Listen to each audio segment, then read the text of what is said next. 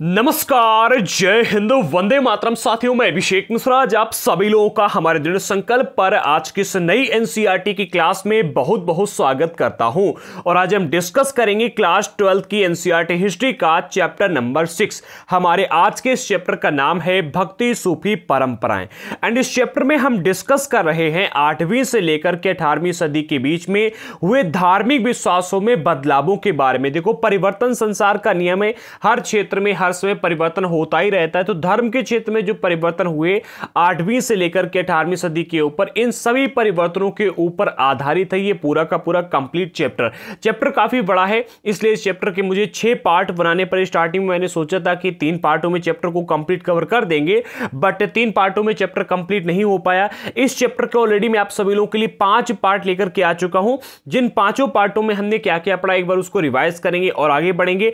And ये इस chapter का 6ठा पार्ट है। तो जिन लोगों ने अभी तक इस चैप्टर के इन 5 पार्ट्स के वीडियोस को नहीं देखा है, डिस्क्रिप्शन बॉक्स में हमने पूरी प्लेलिस्ट दे दी एनसीईआरटी हिस्ट्री की क्लास 6 से लेकर के 12 तक की एनसीईआरटी के इस एडवांस कोर्स की, जिसमें आपको क्लास 6 to 8 एंड उसके बाद में 12 की एनसीईआरटी हिस्ट्री की अभी तक की हुई सारी की सारी वीडियोस बिल्कुल फ्री में देखने को मिल जाएंगी। तो जाकर के आप सारी वीडियोस देख सकते हो, डिस्क्रिप्शन बॉक्स में आपको प्लेलिस्ट मिल जाएगी। हाँ, जिन लोगों को एनसीईआरटी के नोट्स लेने हैं, नोट्स के लिए हमने हमारा व्हाट्सएप नंबर दे रखा है। ये हमारा व्हाट्सएप नंबर है जिस पर मैसेज करके आप हमसे एनसीईआरटी के नोट्स प्राप्त कर सकते हो। हाँ, और याद रखना नोट्स के लिए आपको थोड़ा सा पेमेंट करना होगा। अदरवाइज हमने डिस्क्रिप्शन बॉक्स में हमने हमारी लिंक भी दे रखी है पीडीएफ की, जिसके माध्यम से आप लिंक पर क्लिक करके डायरेक्ट नोट्स को परचेज भी कर सकते हो। चलिए इसी के साथ में आगे बढ़ते हैं, देर नहीं करेंगे, ठीक है। और सबसे पहले हम बात कर लेते हैं हमने पार्ट 1 से लेकर के 5 के बीच में क्या क्या डिस्कस किया। तो पार्ट 1 में हमने सबसे पहले यह पढ़ा कि जितने भी परिवर्तन 8वीं से लेकर के 18वीं सदी के बीच में हुए, इन सभी परिवर्तनों के बारे में हमको जानकारियां कहां से प्राप्त होती, क्या क्या स्रोत हैं। इन स्रोतों के बारे में इन 3 बिंदुओं की वजह से हमने सबसे पहले पार्ट 1 में समझा। फिर हमने देखा जिन धार्मिक विश्वासों और आचरणों को आज हम फॉलो करते हैं, इन सभी का निर्माण कैसे हुआ, इनके बनावट को समझा। पूजा प्रणालियों का समन्वय कैसे हुआ, इस चीज को हमने समझा। साथ ही साथ हमने महान और लघु परंपराओं को भी यहां पर डिस्कस किया। हमने भी देखा जब इन सभी परंपराओं का उदय हो रहा था, जब ये सारी की सारी परंपराएं बन रही थी, उस टाइम पर इन सभी परंपराओं के बीच में अंतर क्या था एंड इनके बीच में किस प्रकार के संघर्ष होते रहते थे। जैसे कि आप अगर पूजा प्रणाली को देखोगे तो स्टार्टिंग में आपको मिलती है वैदिक पूजा पद्धति, फिर आपको मिलती है पौराणिक पूजा पद्धति, फिर आपको मिलती है तांत्रिक पूजा पद्धति, ठीक है। तो इन तीनों पद्धतियों में अंतर क्या है एंड इसके बीच में किस प्रकार के संघर्ष होते रहते थे, ये भी हमने पार्ट 1 में डिस्कस किया। इसके बाद में आपका पार्ट 2 यहां से स्टार्ट होता है, ठीक है। पार्ट 2 की वीडियो भी आपको मिल जाएगी प्लेलिस्ट में, मैंने पूरी प्लेलिस्ट दे दी है, जाकर के आप वीडियोस को देख सकते हो। पार्ट 2 में हमने यहां पर ये देखा कि जब इन सभी परंपराओं का विकास हो रहा था, तो अलग अलग क्षेत्रों में आपने जैसे देखा अलवार नैनार संतों के बारे में आपने पढ़ा होगा, ठीक है। वीर से परंपरा के बारे में पढ़ा होगा, और भी कई सारी परंपराएं हैं। तो अलग अलग क्षेत्रों में कितनी प्रकार की प्रारंभिक भक्ति परंपराओं का उदय हो रहा था, हमने यहां पर इन प्रारंभिक भक्ति परंपराओं के बारे में डिस्कस किया पार्ट 2 में, जिसमें हमने अलवार और नैनार संतों की जानकारियां प्राप्त की। हमने देखा कि अलवार और नैनार संतों का जाति के प्रति दृष्टिकोण कैसा था, स्त्रियों के प्रति दृष्टिकोण कैसा था। इनका एक ग्रंथ लिखा गया जिसका नाम है नलईरा दिव्य प्रबंधम, इसके बारे में हमने डिटेल में जानकारियां प्राप्त की। साथ ही साथ हमने ये भी देखा कि इनका राज्य के साथ में कैसा संबंध था, ये हमने पार्ट 2 में डिस्कस किया है। डिस्क्रिप्शन बॉक्स में प्लेलिस्ट आपको मिल जाएगी जिसमें पार्ट 2 का वीडियो दिया गया है, ठीक है। देखो, अलवार और नैनार संतों का राज्यों के साथ में बहुत ही घनिष्ठता के साथ में बहुत ही अच्छा संबंध था, जिसके माध्यम से अगर आप देखो तो राज्यों ने इनके सपोर्ट में इस प्रकार के मंदिरों का निर्माण दक्षिण भारत में करवाया, जो कि आज भी आपको देखने को मिलता है। और इस प्रकार की मूर्तियां उसी टाइम पर बनाई जानी शुरू की गई थी, ठीक है। चलिए, इनके बारे में हम डिटेल में डिस्कस कर चुके, तो ज्यादा गहराई में नहीं जाएंगे। पार्ट 2 में ही हमने डिस्कस किया था कर्नाटक की वीरशैव परंपरा को, काफी इंपॉर्टेंट है। आपने लिंगायत के बारे में सुना होगा, आपने वीरशैव के बारे में सुना होगा, तो वीरशैव परंपरा, लिंगायत, इनके बारे में हम पार्ट 2 में डिटेल में डिस्कस कर चुके हैं। पार्ट 2 में हमने ये देखा कि जब दक्षिण भारत में लिंगायतों का विकास हो रहा था, वीरशैव का विकास हो रहा था, अलवार नैनार संतों का विकास हो रहा था, तो इसी टाइम पर उत्तर भारत में क्या चल रहा था, ये भी हमने यहां पर डिस्कस किया। बेसिकली उत्तर भारत में था क्या, यहां पर आपको इस प्रकार की कोई पॉपुलर अलवार या नैनार संतों की तरह यहां पर देखने को नहीं मिलते। यहां पर सिद्ध योगी जन देखने को मिलते। कौन कौन देखने को मिलते हैं यहां पर देखो, एक तो सिद्ध हो गए, ठीक है, एक योगी हो गए और एक नाथपंथी। ये तीन लोग यहां पर आपको देखने को मिलते हैं, ठीक है।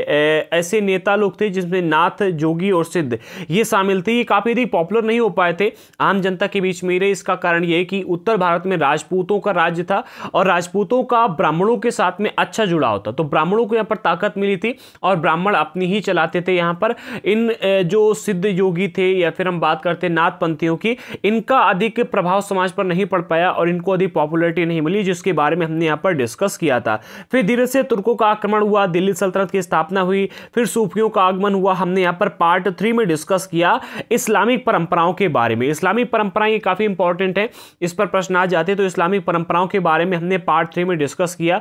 यहां पर हमने देखा कि किस प्रकार से इस्लाम हमारे भारत देश में इंटर करता है, इंटर करने के बाद में किस प्रकार से इसका विकास होता है, किस प्रकार से ये शरिया को हमारे देश में लागू करने के लिए काम करते हैं, क्या क्या होता है, इन सभी चीजों को हमने यहां पर डिस्कस किया। किस प्रकार से धर्म परिवर्तन करवाए गए, लोक प्रचलन में जब इस्लाम आया तो इस्लाम में कौन कौन से नियम रखे गए। ये 5 नियम होते हैं जो कि मानना हर व्यक्ति के लिए जरूरी है जो इस्लाम को फॉलो करता है।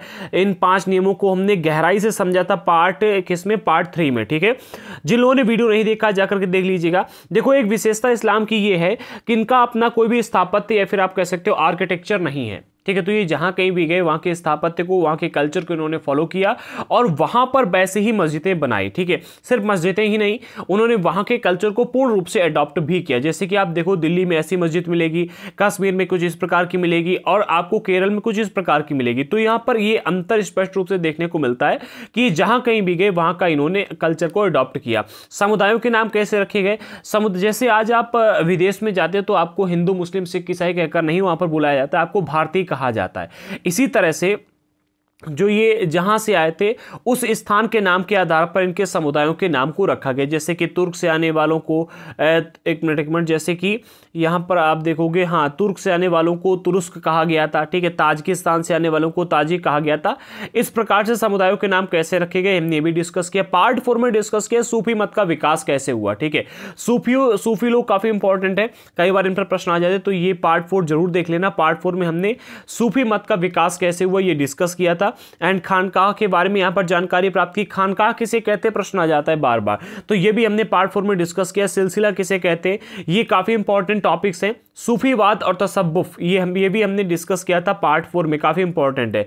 सिलसिलों के नाम कैसे रखे गए, उस सिलसिला किसे कहते हैं ये भी हमने पार्ट 4 में डिस्कस किया। एंड सिलसिलों के नाम कैसे रखे गए, जैसे कि कादरी सिलसिला हो गया, चिश्ती सिलसिला हो गया। यहां पर चिश्ती सिलसिला है, विस्ती गलत है, कि चिश्ती सिलसिला क्या है, चिश्ती, ठीक है। मैं बाद में करेक्ट कर दूंगा पीडीएफ में, अभी आप याद कर लीजिए चिश्ती सिलसिला, ठीक है। तो ये भी हमने डिस्कस किया था पार्ट 4 में।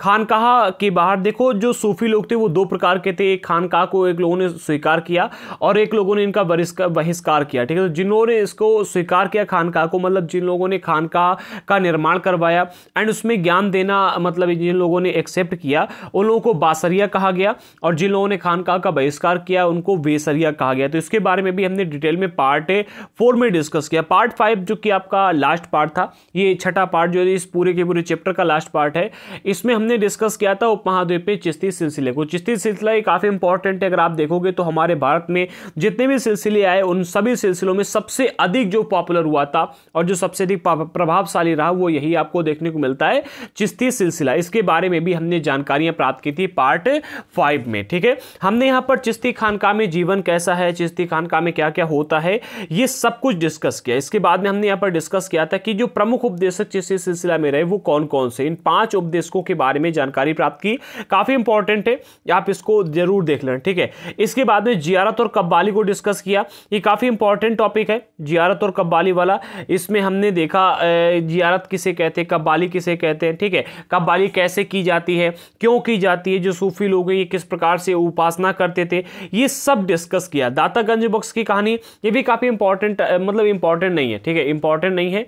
आप इसको एक मतलब याद रखने के लिए पढ़ सकते हो, सिलेबस में है इसलिए आप इसको पढ़ सकते हो, बट इस तरह मत पढ़ना कि ये काफी इंपॉर्टेंट है, क्योंकि इनके बारे में हमने पढ़ा। ये एक प्रकार के लेखक थे, ठीक है, जिन्होंने एक पुस्तक लिखी जिसका नाम था कस्फ उल महजूब। इसका अर्थ है पर्दे वाले की बेपर्दगी, ठीक है। इसमें तसव्वुफ के मायने दिए गए थे, यानी कि जो सूफी लोग थे, सूफीज्म, ठीक है, सूफीवाद आप कह सकते हो, सूफीवाद के मायने दिए गए थे। इसका पालन करने वाले सूफियों के बारे में जानकारी दी गई थी। और इनकी आज जो कब्र बनाई गई है उसे कहा जाता है दातागंज बख्श की, ठीक है, उसे हुजबिरी दातागंज बख्श की, हाँ, इन्हें दाता का दरबार कहा, दाता दरबार यानी कि देने वाले की दरगाह कहा जाता है। तो ये काफ़ी मतलब आप सिलेबस में दिया गया इसलिए मैंने रख लिया। इस पर प्रश्न आने की संभावना आप कह सकते हो 0.1% है इस पर प्रश्न बनने की संभावना, ठीक है।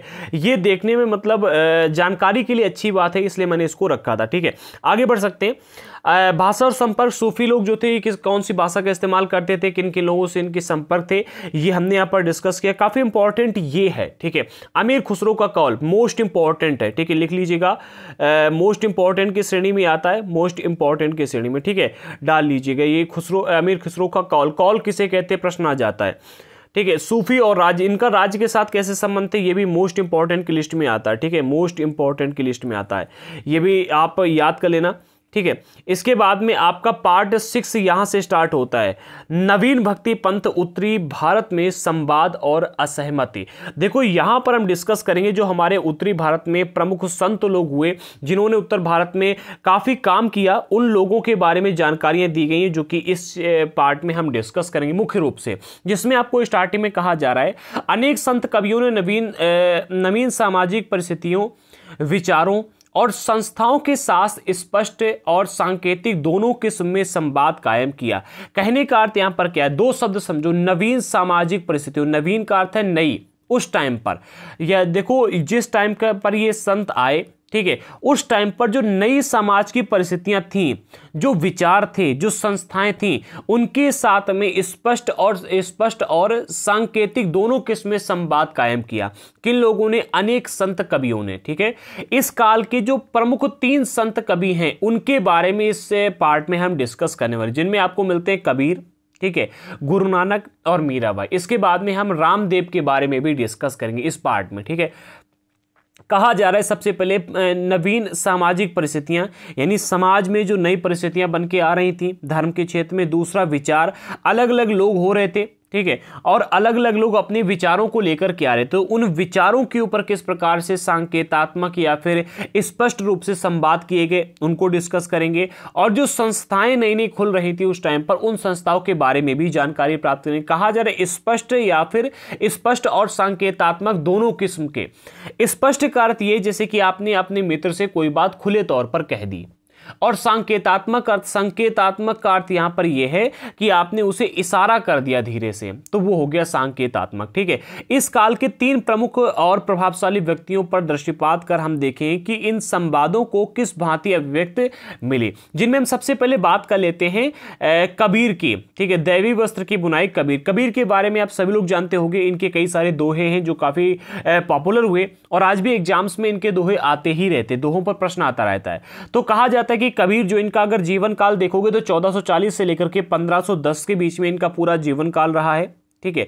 और मतलब जन्म और मृत्यु यहां पर दी गई है। इस पृष्ठभूमि में उभरने वाले संत कवियों में ये अप्रतिम थे, यानी कि अगर आप इस टाइम पीरियड में देखोगे जितने भी संत कवि उभर के सामने आए उन सभी संत कवियों में ये अप्रतिम थे, यानी कि नंबर 1 पर आप इनको रख सकते हो।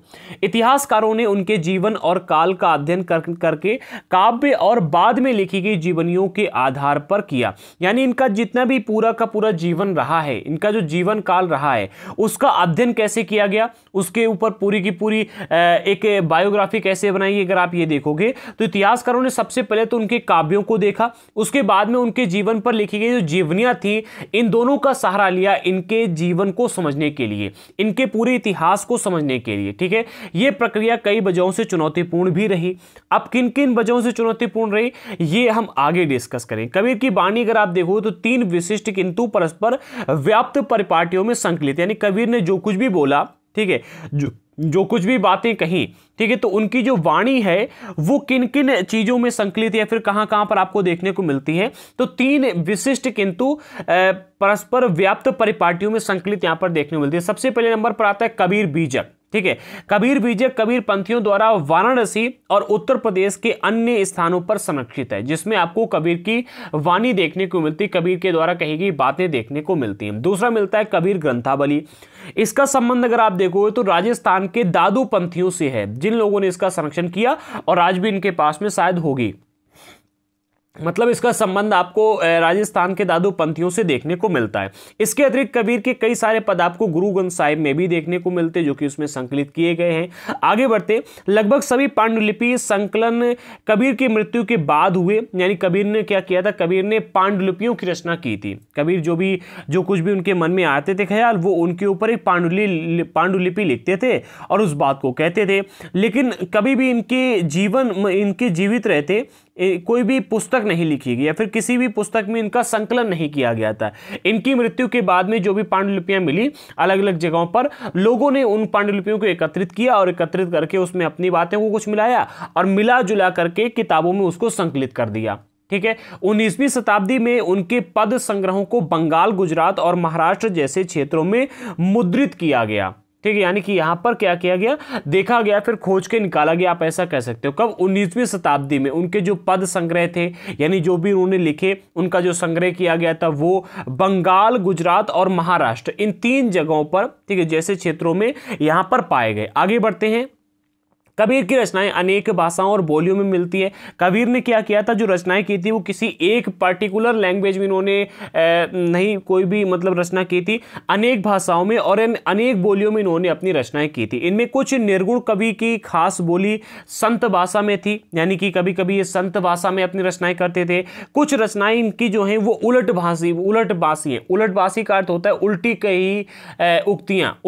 जैसे कि एक एग्जाम्पल के तौर पर हम आपको बताते, कहा गया बरसे कंबल भीगे पानी। क्या है? बरसे कंबल भीगे पानी। देखो होता क्या है, पानी बरसता है और कंबल भीगेगा। ठीक है। अगर कंबल को आप खुले में रख दोगे तो पानी बरसेगा, अगर कंबल भीग जाएगा। लेकिन यहां पर क्या कहा गया, बरसे कंबल, यानी कि कंबल की बरसात हो रही है और पानी भीग रहा है। ये पूरा की पूरी उल्टी कहावत कही गई है। तो कबीर ने जो रचनाएं की, ठीक है, उसमें आपको अगर आप देखोगे तो अनेक भाषाओं में और अनेक बोलियों में इनकी रचनाएं देखने को मिलती हैं। सिर्फ इतना ही नहीं, इनकी रचनाएं थी वो निर्गुण कवियों की खास बोली संत भाषा में भी देखने को मिलती हैं। इनकी कुछ रचनाएं जो हैं उलटबासी हैं, जिन्हें उलटबासी के नाम से जाना जाता है। उलटबासी, जो कि एग्जाम्पल मैंने आपको दे दिया, उलटबासी एक प्रकार से लिखी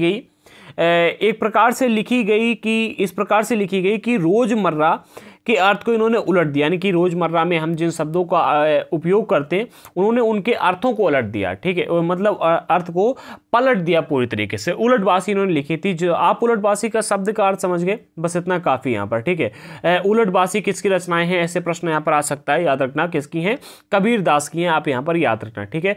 तो कबीर कितने प्रकार से रचनाएं करते थे? कबीर की रचनाएं अगर आप देखो तो अनेक भाषाओं में और अनेक बोलियों में देखने को मिलती। नंबर 1 बात ये नोट कर लीजिएगा।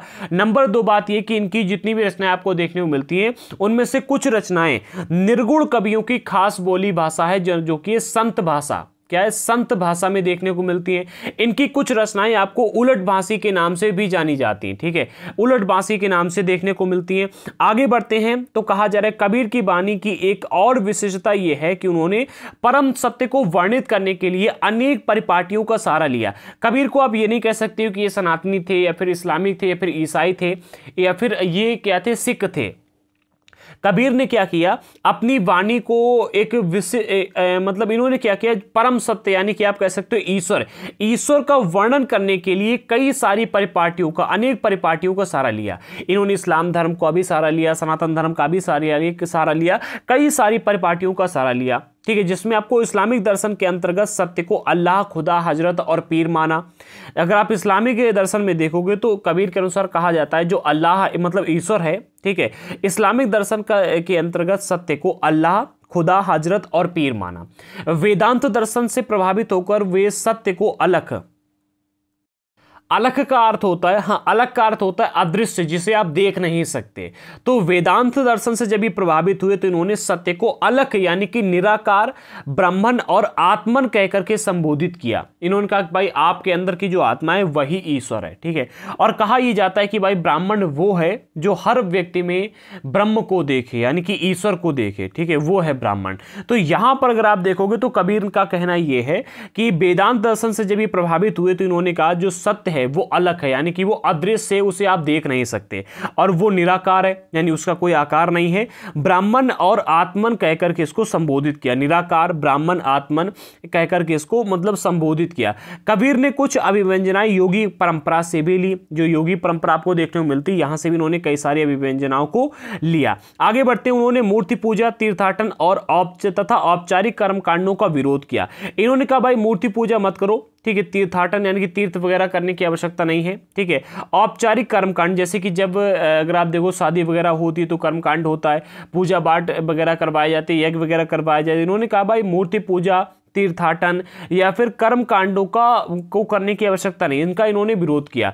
केवल इतना ही नहीं किया, ये हिंदू और मुसलमान दोनों धर्मों की जो रूढ़िवादी परंपराएं थीं, ठीक है, ऐसी परंपराएं जो काफी लंबे टाइम से चली आ रही हैं तकिया पुराण पर आधारित, ठीक है, उन परंपराओं को जिनका कोई इतिहास या फिर जिनका कोई साक्ष्य देखने को नहीं मिलता है, उन परंपराओं को, रूढ़िवादी परंपराओं पर इन्होंने प्रश्न चिन्ह लगाकर खड़ा कर दिया, ठीक है। प्रश्न चिन्ह उन सभी परंपराओं को पर लगाया। जैसे कि अगर आप देखोगे कई सारी परंपराएं देखने को मिलती हैं, सनातन धर्म में भी कई सारी आपको परंपराएं देखने को मिलती है, इस्लाम धर्म में भी, लेकिन आज के टाइम पर अगर आप देखोगे तो विज्ञान सनातन धर्म की जितनी भी परंपराएं हैं उन सभी परंपराओं को उनके ऊपर शोध करता है, और वो परंपराओं के पीछे कोई ना कोई साइंस जरूर निकल आती। अभी तक एक भी ऐसी परंपरा नहीं निकली है जिसके पीछे की साइंस अभी तक मतलब साइंस ये कह सके कि ये परंपरा गलत है या फिर ये रूढ़िवादी परंपरा, ये आगे नहीं चलनी चाहिए। हाँ, कुछ ऐसे नियम, कायदा, कानून हैं जो कि रूढ़िवादी है, जिनको बदलना चाहिए, जैसे कि मंदिर के अंदर सभी को प्रवेश मिलना चाहिए, और भी कई सारे नियम होते हैं जो कि होते हैं, ठीक है।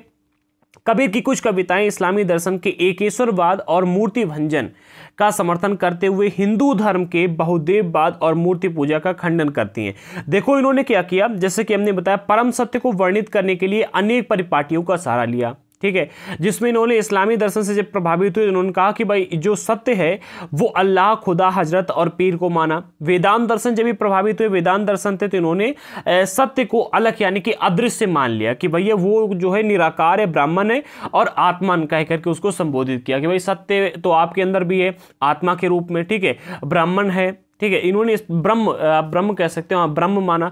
जब ये आगे बढ़े और इन्होंने सनातन धर्म के अंदर रूढ़िवादी परंपराओं को देखा कि भाई यहाँ पर जो है तो मतलब रूढ़िवादी परंपराएं तो हम नहीं कह सकते, बट यहाँ पर इन्होंने कुछ परंपराओं को देखा कि मूर्ति की पूजा हो रही, तीर्थ यात्रा काफी किया जा रहा है, ठीक है, कर्मकांड, औपचारिक कर्मकांड कई सारे होते, तो उन्होंने इनका विरोध कर दिया। थोड़ा सा और आगे बढ़े तो इन्होंने देखा भाई यहाँ पर रूढ़िवादी परंपराएं जो है सनातन धर्म में भी हैं और मुसलमान दोनों लोग जो है रूढ़िवादी परंपराओं को फॉलो करते हैं, इन्होंने इसके ऊपर प्रश्न चिन्ह खड़ा कर दिया। थोड़ा सा और आगे बढ़े तो कबीर की कुछ कविताएं ऐसी भी देखने को मिलती हैं जिसमें इस्लामी दर्शन के जो एकेश्वरवाद है, यानी कि अल्लाह केवल एक ही है, केवल एक खुदा है, बाकी के सब बराबर हैं, ठीक है, अल्लाह एकेश्वरवाद, केवल एक ही ईश्वर है, और मूर्ति भंजन की भाई मूर्ति की पूजा नहीं करेंगे, इसका इन्होंने समर्थन किया, ठीक है। हिंदू धर्म के बहुदेववाद यानी कि बहुत सारे देवी देवता और मूर्ति पूजा का इन्होंने खंडन किया, ठीक है, खंडन करती हैं। अतः मानव समानता पर इन्होंने बल दिया, ठीक है, इन्होंने क्या किया, मानव समानता पर बल दिया। अगर आप देखोगे, हाँ, इन्होंने इसका समर्थन किया और हिंदू धर्म के जो बहुदेववाद है और जो मूर्ति पूजा, इसका इन्होंने खंडन किया और मानव समानता पर बल देते थे ये। आगे बढ़ते, अब यहाँ पर प्रश्न ये खड़ा होता है कि ये जितनी भी कविताएं हैं, ठीक है, क्या ये सभी कविताएं कबीर द्वारा रची गई थी? जो भी आज के टाइम पर हमको कबीर की कविताएं देखने को मिलती है, प्रश्न यहाँ पर एक खड़ा हो जाता है कि क्या इन कविताओं की रचना कबीर नहीं की थी? तो कबीर की समृद्ध परंपरा इस तथ्य की द्योतक है कि कबीर पहले और आज भी उन लोगों के लिए प्रेरणा के स्रोत है जो सत्य की खोज में रूढ़िवादी धार्मिक सामाजिक संस्थाओं, विचारों और व्यवहारों को प्रश्नवाचक दृष्टि से देखते हैं। यानी कि जो कबीर की परंपरा थी उस टाइम पर, जिसके बारे में हमको जानकारी देखने को मिलती है, तो उस परंपरा के आधार पर आप देखोगे तो वो परंपराएं इस बात की सूचक हैं कि कबीर पहले और आज भी उन लोगों के प्रेरणा के स्रोत हैं, उन लोगों को मोटिवेशन के स्रोत हैं, ठीक है, जो लोग रूढ़िवादी धार्मिक सामाजिक संस्थाओं और विचारों और व्यवहारों पर को प्रश्नवाचक दृष्टि से देखते हैं। यानी कि अगर आपको सनातन धर्म के अंदर या फिर इस्लाम धर्म के अंदर या फिर सिख धर्म के अंदर, किसी भी धर्म के अंदर XYZ, ठीक है, अगर आपको कोई भी रूढ़िवादी परंपरा देखने को मिलती है और आप उसका विरोध करना चाहते हो, तो जो कबीर की परंपरा थी वो आपका समर्थन करेगी। ठीक है, कबीर आपके समर्थन में है, आप ऐसा कह सकते हो। आगे बढ़ते हैं। हाँ, जब ये बात यहाँ पर सिद्ध होती है तो इससे ये भी पता चलता है कि ऐसे लोग जो रूढ़िवादी परंपराओं का विरोध करते थे वो कबीर के साथ में थे, उनको कबीर का समर्थन था। ठीक है, आगे बढ़ते अगला पॉइंट मिलता है, कबीर के विचार जो संभवतः अवध यानी कि उत्तर प्रदेश, अवध प्रदेश जो कि आज का उत्तर प्रदेश है, इसका प्राचीन नाम है अवध प्रदेश। ठीक है, इसकी सूफी और योगी परंपरा के साथ हुए संवाद और विवाद के माध्यम से घनीभूत है। देखो, कबीर के विचारों को अगर देखा जाए कि कबीर के जो विचार हैं ये कहाँ से निकल के आए, तो इन्होंने क्या किया, उत्तर प्रदेश में जो सूफी लोग थे और जो योगी परंपरा के लोग थे, इनके बीच में इन्होंने क्या किया, काफ़ी संवाद किए। ये सूफियों के पास में जाते थे, उनसे बातचीत करते थे, ये योगी परंपरा के लोगों से भी बातचीत करते थे। इन्होंने क्या किया, काफ़ी सारे लोगों से संवाद किया, यानी कि बातचीत की, उनके साथ में द्वंद्व भी किया। द्वंद्व यानी कि शाब्दिक द्वंद्व, ज्ञान को लेकर के द्वंद्व किया। ठीक है, कई सारे विवाद हुए। इन विवादों के बाद में इनका जो एक माइंडसेट निकल के आया, या फिर आप कह सकते हो इनका जो ज्ञान निकल के आया, वो इन्होंने अपनी पांडुलिपियों में दिया और उन पांडुलिपियों को आगे चल करके संकलन कर दिया गया। ठीक है, जो आज हम कई सारे तीन ग्रंथों में देखते हैं, जिनके बारे में भी हमने आगे पीछे डिस्कस किया था। कबीर की विरासत पर उन अनेक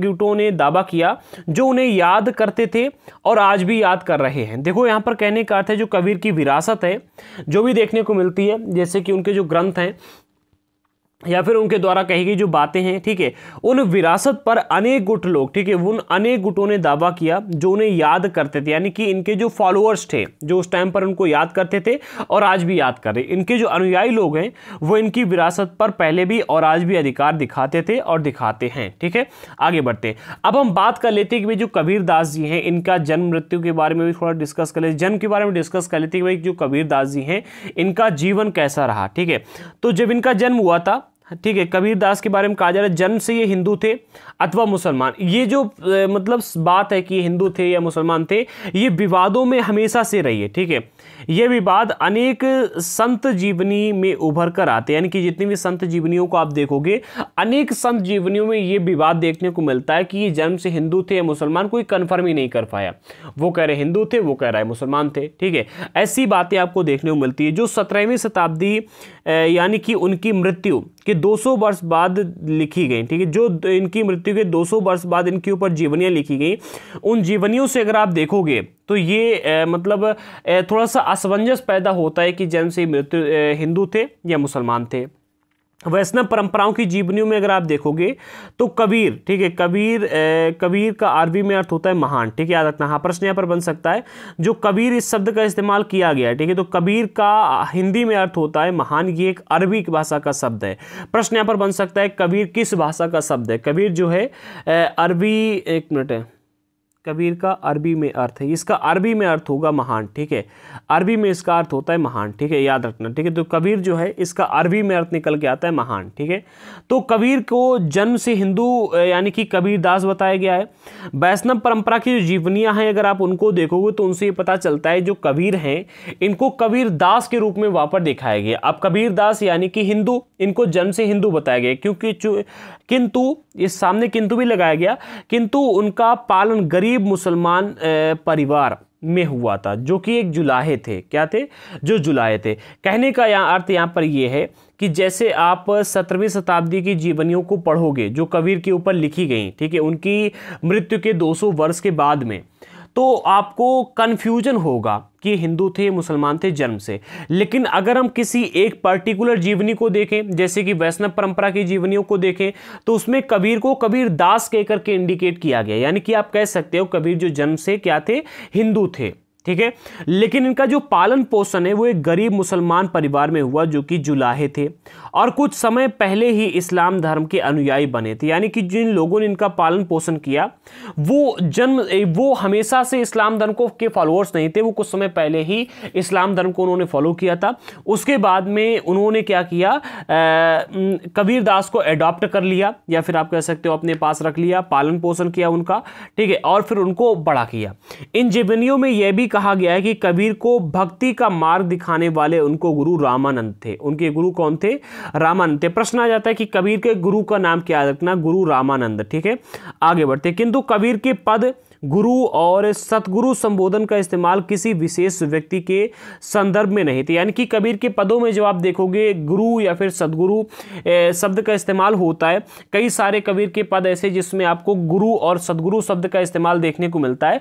तो जब भी आप कबीर के पदों में गुरु या सतगुरु शब्द का इस्तेमाल देखें तो वहां पर उस शब्द का अर्थ ये मत निकालना कि ये अपने गुरु के लिए यहां पर बात कह रहे हैं। ठीक है, यहां पर विशेष रूप से कहा गया किंतु कबीर के पद, गुरु तथा सतगुरु संबोधन का इस्तेमाल पद में होना चाहिए। पद में गुरु और सदगुरु संबोधन का इस्तेमाल किसी विशेष व्यक्ति के संदर्भ में नहीं करते थे। कोई विशेष व्यक्ति के संदर्भ में इन शब्दों का इस्तेमाल नहीं करते। इतिहासकार का यह भी मानना है कि कबीर और रामानंद का समकालीन होना मुश्किल प्रतीत होता है। यानी कि इतिहासकारों का तो मानना यह भी है कि कबीर और रामानंद जो है ये एक टाइम पीरियड में थे ही नहीं। कई सारे इतिहासकार ये मानते हैं। ठीक है, जब तक उनकी जो आयु है वो बहुत लंबी बहुत लंबी आयु ना दे दी जाए। हाँ, अगर आप देखो तो कई सारे स्रोत ऐसे आपको देखने को मिलते हैं जिनसे ऐसा पता चलता है कि जो इनके गुरु हैं कबीर दास जी के, जिनका नाम है गुरु रामानंद, अगर इनको बहुत लंबी आयु नहीं मिलेगी तो ये और कबीर दास दोनों लोग एक ही समय पर हो ही नहीं सकते। ऐसा आपको देखने को मिलता है जो कि कई सारे पुस्तकों के माध्यम से कहा जाता है। अतः वे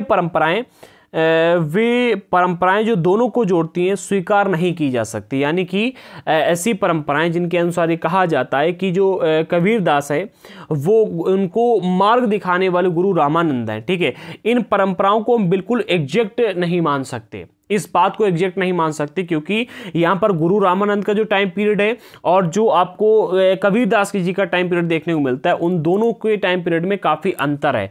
अब जब तक गुरु रामानंद को एक लंबी आयु ना दे दी जाए तब तक दोनों लोग एक साथ नहीं हो सकते। ठीक है, इस वजह से जहां कहीं भी ऐसा कहा जाता है कि कबीर को मार्ग दिखाने वाले गुरु रामानंद हैं तो इन बातों को हम अगर स्वीकार नहीं करेंगे तो कोई फर्क नहीं पड़ेगा। ठीक है, कहा जा रहा है जब तक उन्हें बहुत लंबी आयु ना दे दी जाए तब तक दोनों लोग एक साथ नहीं हो सकते। अतः ये परंपराएं जो दोनों को जोड़ती हैं स्वीकार नहीं की जा सकती। यहां तक हमने डिस्कस कर लिया कबीर के बारे में। अब हम बात कर लेते हैं बाबा गुरु नानक के बारे में। तो बाबा गुरु नानक को अगर आप देखो तो इनका जो जीवन काल है 1469 से लेकर के 1539 के बीच में रहा है। ठीक है, ये इनका जीवन काल है, आप इसको नोट कर लीजिएगा। ठीक है, जन्म और मृत्यु दोनों दिए गए, बुक में शायद नहीं दिया गया बट मैंने यहाँ पर रख लिया है। ठीक है, इनका जो जन्म हुआ था एक हिंदू व्यापारी परिवार में हुआ था जो कि खत्री थे। ठीक है, हिंदू व्यापारी यानी कि खत्री। जैसे आप ब्राह्मणों में देखोगे कोई मिश्रा होता है, कोई शुक्ला होता है, कोई दुबे होता है, कोई तिवारी है, कोई कुछ है। इसी तरह से जो व्यापारी लोग थे उस टाइम पर उनको भी अलग अलग नाम दिए गए थे।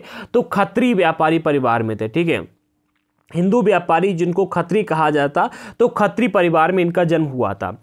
उनका जन्म मुख्यतः पंजाब में रावी नदी के पास तलवंडी, जो कि अब ननकाना है, ये पाकिस्तान में आपको देखने को मिलता है आज के टाइम पर। अभी जब पंजाब में चुनाव हुए थे तो मोदी जी ने इसके ऊपर लगभग 20 मिनट तक भाषण दिया था कि कांग्रेस चाहती तो उसको हमारे देश में ला सकती थी, बट वो नहीं लेकर के आई। और अगर आप देखोगे तो हमारे जो सिख भाई लोग हैं वो कहते हैं वो इसी वजह से मतलब थोड़ा सा कांग्रेस से आज के टाइम पर एंटी वहां पर हो गए थे। आगे बढ़ते हैं। हाँ, तो इनका जन्म कहां पर हुआ था? तलवंडी में हुआ था, जो कि पंजाब में रावी नदी के पास में एक गांव है जिसको आज के टाइम पर हम जानते हैं ननकाना के नाम से। आज तो वहां पर थोड़ा सा विकास हो गया है। ठीक है, भारत में होता तो और अधिक विकास होता, बट जितना है वहां पर काफी विकास है। उन्होंने फारसी पढ़ी और लेखाकार के कार्य का प्रशिक्षण प्राप्त किया। उनका विवाह छोटी आयु में सुलक्षणी, ठीक है, ये जो नाम है सुलक्षणी ये नहीं दिया गया बुक में, मैंने यहाँ पर रख लिया है, एक्स्ट्रा ऐड किया है, आप इसको याद कर लीजिएगा। जो आपके बाबा गुरु नानक जी, इनकी पत्नी का नाम क्या है? सुलक्षणी। ठीक है, याद रखना। ठीक है, सुलक्षणी नामक कन्या से इनका विवाह हुआ था। छोटी आयु में विवाह हो गया था किंतु वे अपना अधिक समय सूफी और भक्त संतों के बीच गुजारते थे। उन्होंने दूर दराज की यात्राएं भी की थी। यानी कि अगर हम इनके जीवन की बात करते हैं तो इनकी जीवन मृत्यु आपके सामने रही है 1469 से लेकर के 1539 के बीच में। इसके अलावा इनका जन्म एक हिंदू व्यापारी परिवार में हुआ था। जन्म स्थान आपको देखने को मिलता है ननकाना, जो कि आज के टाइम पर पाकिस्तान में है, लेकिन अगर आप उस टाइम पर देखो तो पंजाब की रावी नदी के पास में तलवंडी नाम का एक गांव था जहां पर इनका जन्म हुआ था। ठीक है, इन्होंने फारसी को पढ़ा, लेखाकार के कार्य का प्रशिक्षण भी लिया, लिखने वाले का, ठीक है, इसका प्रशिक्षण भी लिया। कम आयु में इनका विवाह हो गया था किसके साथ में? सुलक्षणी के साथ में। ठीक है, और इनका जो अधिकतर समय था वो इनकी पत्नी के साथ में नहीं, बल्कि जो सूफी संत लोग थे और जो भक्त संत थे, सूफी और भक्त संत जो थे उनके साथ में ये अपना अधिक समय बिताया करते थे। आगे बढ़ते इसी के साथ में बाबा गुरु नानक का संदेश उनके भक्तों और उनके भजनों और उपदेशों में निहित है। यानी कि बाबा गुरु नानक ने अपना स्पेशल कोई संदेश मतलब ऐसे खास दिए होंगे, मैं ये नहीं कह सकता नहीं दिए, बट अगर आप इनके संदेश को देखोगे तो इन्होंने जितने भी भजन गाए थे, ठीक है, जो भजन गाए थे, जो इनके संदेश हैं वो उनके भजन और उपदेशों में निहित हैं कि भैया ऐसे से ऐसे रो, जीवन ऐसा होना चाहिए। जैसे आज के टाइम पर अगर आप देखोगे तो हमारे वृंदावन के कई सारे या फिर हमारे समाज के कई सारे संत ऐसे हैं जो बैठते हैं और बैठकर ज्ञान देते हैं। ठीक है, वो अपनी भजन नहीं गाते, बट वो क्या करते हैं, वो लोगों की समस्याओं का समाधान देते हैं। ठीक है, ऐसे कई सारे आपको देखने को मिल जाते हैं। अभी रिसेंटली मतलब कहाँ पर, हाँ, वृंदावन में विराट कोहली जी एक संत से मिलने गए थे जिनकी दोनों किडनी खराब हैं, और वो इतनी अच्छी अच्छी बातें बताते, मैं सच बोल रहा हूँ, बहुत अच्छी बातें बताते। मैं तो कभी कभी उनके वीडियोस, जब मैं थोड़ा सा डिस्टर्ब होता हूँ, डिस्टर्ब कहने का आता है जब मैं थोड़ा सा ज़्यादा स्ट्रेस फील करता हूँ तो उनके वीडियोस देखता हूँ, बड़ा रिलैक्स फील होता है। और वो बहुत अच्छे ढंग से बड़ा सिंपल भाषा में चीज़ों को बताते हैं कि जीवन ऐसा है, ऐसे से आपको करना चाहिए, जो है वो सभी। ठीक है, तो बाबा गुरु नानक को अगर आप देखोगे तो इनके जो संदेश हैं आम जनता के लिए, फिर इनके फॉलोअर्स के लिए, वो बाबा गुरु नानक के भजनों और उपदेशों में समाहित है, यानी कि उन्हीं के अंदर आपको देखने को मिलते हैं। उन्होंने निर्गुण भक्ति का प्रचार किया, धर्म के सभी बाहरी आडंबरों को उन्होंने अस्वीकार किया। उन्होंने कहा भाई निर्गुण भक्ति होनी चाहिए, और धर्म में जो बाहरी आडंबर आपको देखने को मिलते हैं उन सभी बाहरी आडंबरों को छोड़ दो। ठीक है, अस्वीकार किया, जैसे कि यज्ञ करना हो गया, अनुष्ठानिक स्नान हो गया, यानी कि मतलब अनुष्ठानिक स्नान, यानी कि अनुष्ठान अगर आप कोई करना चाहते हो तो आपको स्नान करना आवश्यक है, वगैरह वगैरह। मूर्ति पूजा हो गया, कठोर तप हो गया, इन्होंने इन सभी चीज़ों को अस्वीकार कर दिया कि भाई यज्ञ करके क्या होगा, अनुष्ठानिक स्नान नहीं करना चाहिए, मूर्ति पूजा हो गया, कठोर तप है, इन सभी को इन्होंने अस्वीकार कर दिया, यानी कि खुद नहीं अपनाया। ठीक है, और अपने आने वाले फॉलोअर्स के लिए भी कह दिया कि भाई आप भी इनको मत अपनाइएगा। तो आज भी सिख लोग जो है इनको नहीं अपनाते।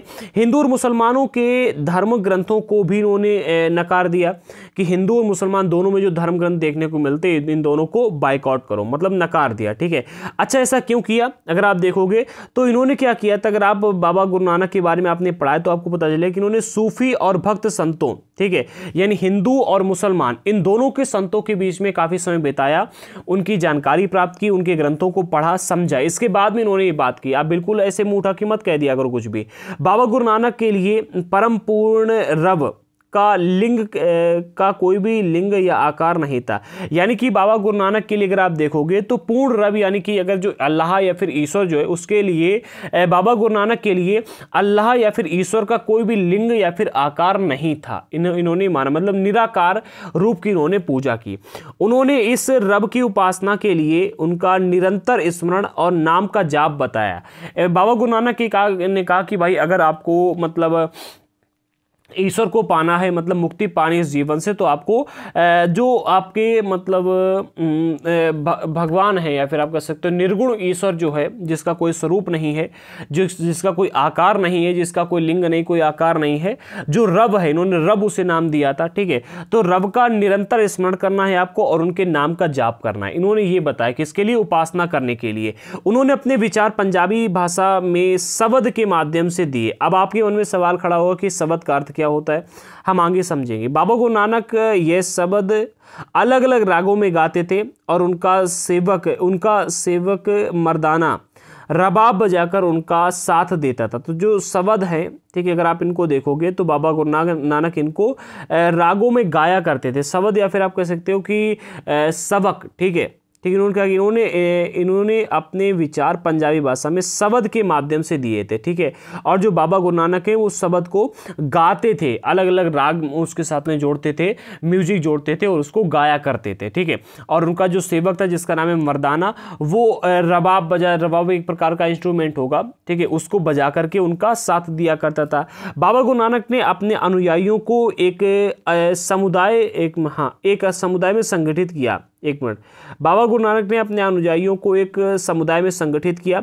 सामुदायिक उपासना यानी कि संगत के नियम निर्धारित किए, जहां सामूहिक रूप से पाठ होता था। यानी कि इन्होंने क्या किया, इन्होंने इनको जो मानने वाले लोग थे, इनके जो फॉलोअर्स थे, उनको संगठित कर लिया, यानी कि उनको एक कर लिया, ठीक है। एक करने के बाद में इन्होंने क्या किया, उपासना के नियम को निर्धारित किया कि हमें जब पूजा करनी है तो हमें ये नियम फॉलो करने हैं। जहाँ सामूहिक रूप से पाठ होता था, उन्होंने अपने अनुयायी अंगद, ठीक है, इनके अनुयायी थे अंगद, इनको अपने बाद गुरु पद पर आसीन किया। इन्होंने कहा भाई मेरे बाद में जो मेरे उत्तराधिकारी रहेंगे वो रहेंगे अंगद, यानी कि मेरे बाद जितने भी सिख धर्म के अनुयायी हैं वो सभी अंगद को अपना गुरु मानेंगे। इस परिपाटी का पालन 200 वर्ष तक चलता रहा, ठीक है, 200 वर्ष तक रहा कि भैया सबसे पहले हो गए आपके गुरु जी, जो कि आपको देखने मिलते हैं बाबा गुरु नानक, ठीक है, बाबा गुरु नानक ही है, हाँ बाबा गुरु नानक। इसके बाद में आगे अंगद, और अंगद ने अपना कोई ना कोई शिष्य चुन लिया, फिर अंगद के बाद में कोई शिष्य आए। ये जो परिपाटी थी 200 ईयर्स तक, 200 सालों तक चलती रही। ऐसा प्रतीत होता है कि बाबा गुरु नानक किसी नवीन धर्म की स्थापना नहीं करना चाहते थे, ठीक है। अगर आप इनके कार्यों को देखोगे तो एनसीईआरटी का कहना यह है कि ऐसा प्रतीत होता है कि बाबा गुरु नानक जो है कोई नए धर्म की स्थापना नहीं करना चाहते थे, ठीक है। जो कि यहाँ पर लिखा भी है, पूरा का पूरा दिया जा रहा है कि ऐसा प्रतीत होता है बाबा गुरु नानक किसी नवीन धर्म की स्थापना नहीं करना चाहते थे, किंतु उनकी मृत्यु के बाद उनके अनुयायियों ने अपने आचार व्यवहार को सुगठित कर अपने को हिंदू और मुसलमान दोनों से पृथक चिन्हित किया। यानी कि इनके जो मानने वाले थे, जो इनके फॉलोअर्स थे, उन्होंने इस सिख धर्म की स्थापना की। बाबा गुरु नानक ने इस सिख धर्म की स्थापना नहीं की, उन्होंने एक अलग पूजा पद्धति बता दी, ठीक है। उन्होंने लोगों को संगठित किया, एक संगठन बना लिया था कि भाई हम लोग जो है ऐसे पूजा करेंगे और हम इस प्रकार से रहेंगे। लेकिन इनके जो फॉलोअर्स थे, आगे जो गुरु आए, उन्होंने क्या किया, एक नए धर्म की स्थापना कर दी जिसे सिख धर्म आज हम कहते हैं। 5वें गुरु जिनका नाम है अर्जन देव, ठीक है, अर्जन देव जी ने बाबा गुरु नानक और उनके 4 उत्तराधिकारियों, ठीक है, बाबा गुरु नानक इसके बाद में उनके 4 उत्तराधिकारी आते हैं, जिसमें बाबा फरीद हैं, रविदास हैं, और हाँ उनके 4 उत्तराधिकारी, इसके बाद में बाबा फरीद, रविदास और कबीर, इनकी वाणी को आदि ग्रंथ साहिब में संकलित किया। कहने का अर्थ यहाँ पर यह है कि जैसे आपने देखा बाबा गुरु नानक हो गए, ठीक है, बाबा गुरु नानक के बाद में जो गुरु आए उन्होंने एक नवीन धर्म की स्थापना कर दी। इसके बाद में एक बार आते हैं गुरु अर्जन देव, ठीक है। जो गुरु अर्जन देव आते हैं, उन्होंने क्या किया, गुरु अर्जन देव से पहले और मतलब उनके बाबा गुरु नानक की बाद में, ठीक है, बाबा गुरु नानक के जो 4 उत्तराधिकारी थे, उन 4 उत्तराधिकारियों की द्वारा जो बातें कही गई, उनकी जो वाणी थी, उसको संकलित किया एक जगह पर। इसके बाद में बाबा फरीद आते हैं, बाबा फरीद के द्वारा जो भी बातें कही गई थी उनको एक जगह पर रखा। रविदास और कबीरदास, इनकी वाणी को भी एक जगह पर रख करके आदि ग्रंथ साहिब में संकलित कर दिया, ठीक है, जिसको एक नाम दिया गया आदि ग्रंथ साहिब। यानी कि यहाँ पर इन्होंने क्या किया, इन 3 व्यक्तियों की वाणी को रखा, इन 3 व्यक्तियों के विचारों को रखा। इसके सबसे पहले बाबा गुरु नानक के विचारों को रखा, फिर उनके 4 उत्तराधिकारियों के विचारों को रखा, और फिर इन सभी के विचारों को रख करके इन्होंने क्या किया, एक ग्रंथ बना दिया जिसको नाम रखा जिसका नाम रखा ग्रंथ साहिब, ठीक है, ग्रंथ साहिब, गुरु ग्रंथ साहिब आप कह सकते हो, ग्रंथ साहिब नाम से इसको संकलित किया गया, ठीक है। आगे बढ़ते हैं, इनको गुरुवाणी भी कहा जाता है, जो आपको ये देखने को मिलता है गुरुवाणी। ये जो गुरु ग्रंथ साहिब है, अगर आप देखोगे तो इसको गुरुवाणी भी कहा जाता है, ठीक है। और ये अनेक भाषाओं में रचे गए जो गुरु ग्रंथ साहिब है, जिसको गुरुवाणी भी कहा जाता है। स्टार्टिंग में तो इसे एक ही भाषा में लिखा गया, लेकिन उसके बाद में इसकी कई सारी कॉपी तैयार की गई और अनेक भाषाओं में इसकी रचना की गई। 17वीं शताब्दी के उत्तरार्ध में 10वें गुरु आते हैं, जिनका नाम है गुरु गोविंद सिंह। क्या नाम है इनका, गुरु गोविंद सिंह जी।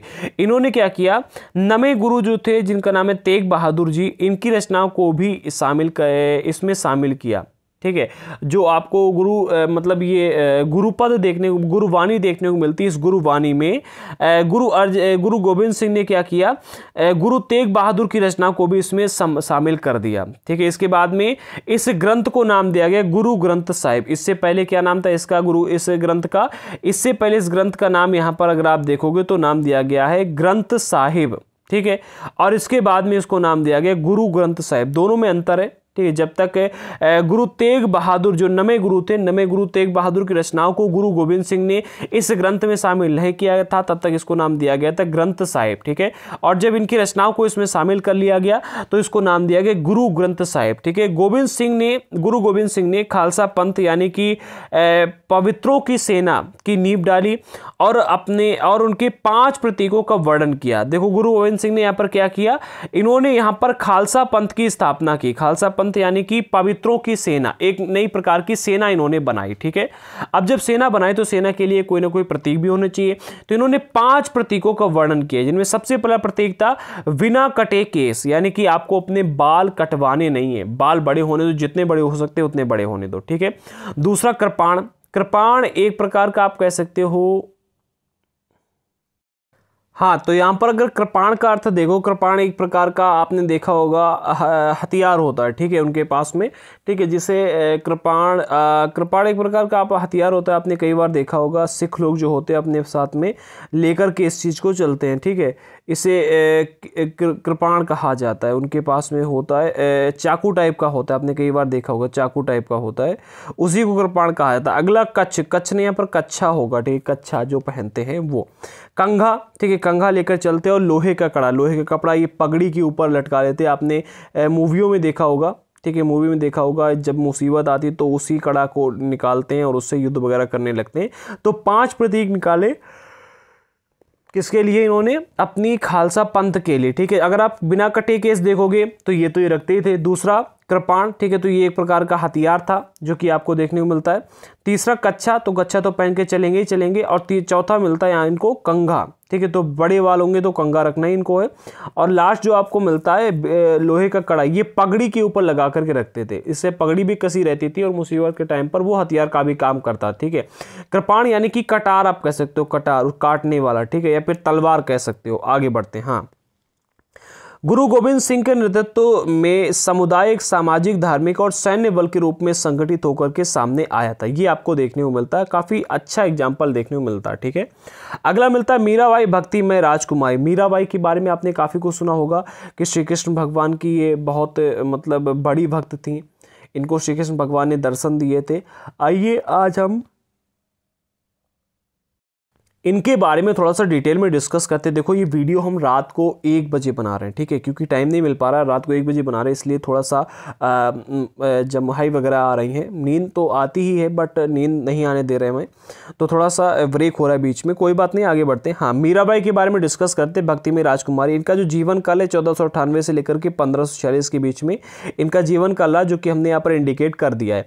अब आकर के बात करते हैं। चूँकि ये 1400 और 1500 दोनों में रहे, इसलिए इनका जो जीवन काल है 14वीं और 15वीं और 16वीं दोनों शताब्दियों में आता है। ठीक है, मीराबाई संभवतः भक्ति परंपरा की सबसे सुप्रसिद्ध कवित्री रही हैं उस टाइम पीरियड की।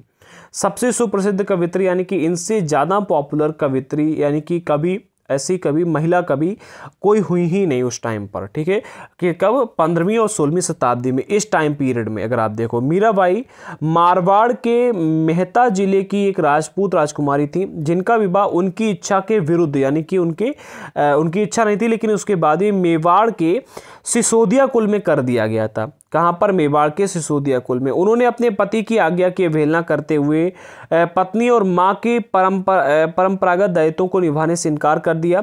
विष्णु के अवतार श्री कृष्ण को अपना एकमात्र पति स्वीकार किया। उनके ससुराल वालों ने उन्हें विष देने का प्रयत्न किया, किंतु वे राजभवन से निकलकर एक परिव्राजिका संत बन गई। उन्होंने अंतर मन की भाव प्रबलता को व्यक्त करने वाले अनेक गीतों की रचना की। अब देखो, ये तो हो गई एक स्टोरी। अब इसको हम क्या करते हैं, थोड़ा सा एक्सप्लेन करते हैं अपनी देसी भाषा में। ठीक है, देसी भाषा में एक्सप्लेन करेंगे तो आपको ना पूरा याद हो जाएगा। हाँ, मीराबाई के बारे में तो देखो, मीराबाई जो थी एक कॉमन मतलब एक प्रकार की राजकुमारी थी। ठीक है, याद रखना। ये एक राजपूत राजकुमारी थी, कहाँ की? मेवाड़ के मेहता जिले की, मारवाड़ के मेड़ता जिले की, ठीक है, मारवाड़ के मेड़ता जिले की राजपूत राजकुमारी थी। इनकी जो शादी की गई थी इनके मन के विरुद्ध, इनकी इच्छा के विरुद्ध कर दी गई थी। किनसे? मेवाड़ के सिसोदिया, ठीक है, सिसोदिया कुल में कर दी गई। जब इनकी शादी हुई तो शादी होने के बाद में कुछ टाइम तक ये शादी में मतलब रहने के बाद में इनके जो संतान थी, इन्होंने अपने पति को और संतान को दोनों को छोड़ करके महल से निकलने का फैसला किया। तो इनके जो परिवार वाले थे उन्होंने इनको जहर देने का भी प्रयत्न किया, बट इन्होंने विष खाकर भी, मतलब विष का इनके ऊपर प्रभाव नहीं हुआ या फिर क्या हुआ, आई थिंक मुझे इसके बारे में जानकारी नहीं, बट ये विफल रहे थे। ठीक है, ये वहां पर बच के वहां से निकल गए और निकलने के बाद में परिव्राजिका संत बन गई। अब यहां पर प्रश्न खड़ा होता है कि परिव्राजिका का अर्थ क्या होता है? परिव्राजिका वो संत होते हैं जो घर बार छोड़ करके सदैव भ्रमण करते रहते हैं, यानी कि घूमते रहते हैं। वो एक जगह पर रुक करके मतलब अपने घर में रह करके पूजा पाठ नहीं करते, वो भ्रमण करते रहते हैं, घूमते रहते हैं। ठीक है, तो ये एक परिव्राजिका संत बन गई और उन्होंने अंतर्वन की भाव प्रवणता को व्यक्त करने के लिए अनेक गीतों की रचना की, यानी कि उनके अंतर मन के अंदर जो भाव थे उनको लोगों के सामने रखने के लिए कई सारे गीतों की रचना की और उन गीतों को इन्होंने गाया भी। ठीक है, गा करके इन्होंने गीतों की रचना की और गाया। कुछ परंपराओं के अनुसार मीरा के गुरु जो थे वो रैदास थे, जो कि एक चर्मकार थे, यानी कि आप कह सकते हो एक नीची जाति के थे, जिससे पता चलता है कि मीराबाई ने जातिवादी समाज की रूढ़ियों का उल्लंघन किया था। यानी कि इनके जो गुरु थे वो थे गुरु रैदास, जो कि कहा जाता है कि एक नीची जात के थे, जो कि चर्मकार थे। और इससे अगर आप देखोगे तो ऐसा पता चलता है कि मीराबाई जो थी इन्होंने जो जातिवादी समाज था उसका विरोध किया, जो रूढ़िवादी नीतियाँ थी उनका उल्लंघन किया। ऐसा माना जाता है कि अपने पति के राजमहल के ऐश्वर्य को त्याग कर उन्होंने विधवा के सफेद वस्त्र और सन्यासिनी के जोगिया वस्त्र धारण किए थे। यानी कि जब इन्होंने अपने पति के राजमहल को त्याग दिया उसके बाद इन्होंने ये मान लिया कि उनके जीवन में उनके पति अब हैं ही नहीं। जैसे आज के टाइम पर आप तलाक देखते हो, ठीक है, इस प्रकार से इन्होंने अपनी तरफ से तलाक दे दिया। ठीक है, उस टाइम पर तलाक नहीं था, हम मान सकते हैं, जैसे आप मैथ में मानते हो। ठीक है, तो इन्होंने क्या किया, अपने आप को विधवा मान लिया। विधवा वाले जो व्हाइट कलर के कपड़े होते हैं, आपने कई बार मूवी टीवी सीरियल में देखा होगा। ठीक है, जिस महिला का पति खत्म हो जाता है वो व्हाइट कपड़े पहन के दिखाई जाती है। पहले बहुत आता था ऐसे, आज के टाइम पर कम आता है। तो विधवा के सफ़ेद कपड़े या फिर आप कह सकते हो सन्यासिनी के जोगिया वस्त्र, इन वस्त्रों को इन्होंने धारण किया। ये जो आपको मूर्ति देखने को मिल रही है यहाँ पर है, ठीक है, इस प्रकार की मूर्ति की ये पूजा किया करती थी। ठीक है, जो मूर्ति आपको देखने को मिल रही है, मीराबाई कृष्ण की इसी रूप की पूजा करती थी। ठीक है, जो आपको कृष्ण भगवान का रूप देखने को मिल रहा है, इसी रूप की पूजा किया करती थी। कौन? मीराबाई। ठीक है, ऐसा ये अच्छा, इसके बारे में भी हम डिस्कस कर लेते हैं कि ये जो मूर्ति है, ठीक है, ये कहाँ से कैसी क्या है। तो मीराबाई ने किसी निजी मंडली की नींव नहीं डाली थी, किंतु फिर भी वह शताब्दियों तक प्रेरणा का स्रोत बनी रही। यानी कि इन्होंने अपने किसी भी परंपरा का उदय नहीं किया, कोई नया धर्म लेकर के नहीं आई, कोई भी मंडली नहीं बनाई, लेकिन उसके बाद भी ये मतलब 100 सालों तक, मतलब उसके बाद में कई शताब्दियों तक, कई 100 सालों तक प्रेरणा का स्रोत बनी रही। उनके रचित पद आज भी स्त्रियों और पुरुषों में गाए जाते हैं। मीराबाई के द्वारा जो गाने लिखे गए, जो पद लिखे गए, वो आज भी आप देखोगे कई सारे लोग गाया करते। खासतौर से गुजरात व राजस्थान के जो गरीब लोग उनके द्वारा उन्हें नीची जाति का समझा जाता था, जिन्हें वो लोग इन गीतों को, इन पदों को उन्होंने लिख करके अपने पास रखा है, उन्होंने याद भी किया और वो इनको ज़्यादा गाते हैं। ठीक है, ये मूर्ति जो है ये इसी मूर्ति की पूजा करती थी। इसके बारे में डिटेल में यहाँ पर जानकारी नहीं दी गई, बट आप इस मूर्ति को देख लीजिएगा। ठीक है, आगे बढ़ते हैं। अब हम बात कर लेते हैं शंकर देव की। छोटी सी बात इनके बारे में कही जा रही, ज़्यादा मतलब बड़ी नहीं है, इंपॉर्टेंट थी इसलिए मैंने इसको यहाँ पर रख लिया, क्योंकि शंकर देव के बारे में प्रश्न बनने की संभावना बनी रहती है। 15वीं शताब्दी के उत्तरार्ध में असम में शंकरदेव वैष्णव धर्म के मुख्य प्रचारक के रूप में उभरे। उनके उपदेशों को भगवती धर्म कहकर के संबोधित किया गया। यानी कि देखो 15वीं शताब्दी में आप कह सकते हो 1400 से लेकर के 1500 के बीच का टाइम पीरियड होगा। ठीक है, 1400 से 1500 के बीच का टाइम पीरियड, और यही इनके जीवन काल का सभी समय है। 1449 में जन्म लिया और 1568 में ये खत्म हो गए, तो इनका ये टाइम मतलब जीवन काल भी है। इसी टाइम में इन्होंने क्या किया, असम में शंकर देव वैष्णव धर्म यानी कि भगवान विष्णु को फॉलो करने वाले, जो भगवान विष्णु के फॉलोअर्स थे, उनके ठीक है, मुख्य प्रचारक के रूप में निकलकर सामने आए। उनके जो उपदेश थे वो भगवती धर्म कहकर संबोधित किए गए, यानी कि भगवान के धर्म इस प्रकार से संबोधित किए गए, क्योंकि भगवत गीता और भगवत पुराण पर आधारित थे। यानी इनके जो भी उपदेश देते थे वो भगवत गीता और भगवत पुराण के ऊपर आधारित थे, वही ज्ञान लोगों में बांटते थे। ठीक है, ये उपदेश सर्वोच्च देवता भगवान विष्णु के प्रति पूर्ण समर्पण भाव पर केंद्रित थे। यानी कि जो भी उपदेश दिए गए थे, जो भी उपदेश शंकर देव देते थे, ये जो भगवान विष्णु हैं, ठीक है, इनके प्रति पूर्ण समर्पण भाव पर केंद्रित थे। यानी कि आपको भगवान विष्णु के प्रति अपना समर्पण दिखाना चाहिए और वो भी समर्पित थे, तो इसी प्रकार के संदेशों को भी दिया करते थे। शंकर देव ने भक्ति के लिए नाम कीर्तन, यानी कि ईश्वर का नाम का कीर्तन किया जाए और श्रद्धा भाव भक्तों के सत्संग में ईश्वर के नाम उच्चारण पर बल दिया। उन्होंने आध्यात्मिक ज्ञान के प्रचार के लिए सत्र और मठ तथा नामघर जैसे प्रार्थना गृह की स्थापना को बढ़ावा दिया। उन्होंने शरण संप्रदाय की स्थापना की और इस प्रकार में हाँ, ये थोड़ा सा यहाँ तक डिस्कस कर लेते हैं।